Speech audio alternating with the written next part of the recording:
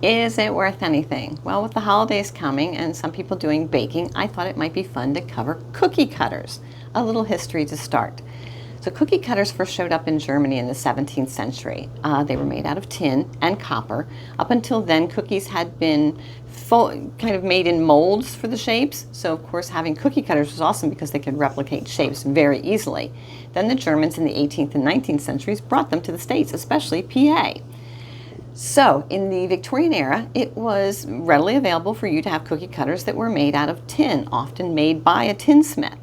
And then in the early 1900s, they started to be able to be produced a little bit more, I guess, with industrialization and such. And originally they were in tin, and then they were made in aluminum. Plastic cookie cutters didn't show up until after World War II. I'm a kind of a push it off the spoon cookie baker.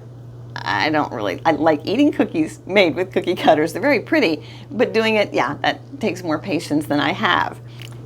If you like my videos, please leave a like and a comment for me. Are they worth anything? Well, of the ones recently sold on eBay, there was a group of aluminum cookie cutters that was sold for $55. There was a Christmas stocking in the box still for $28. There was a copper owl that sold for $70. And there was a tin lady that sold for $50. So most of your basic ones that were just sold by themselves were just going for a few dollars. So there's a little bit of value in them, but I think it's more sentimental than anything else. But please tell me, do you have cookie cutters? Do you still use them? Where'd you get them from? Were they your mom's or your grandmother's? And what's your favorite? And I hope that you enjoy the holiday season.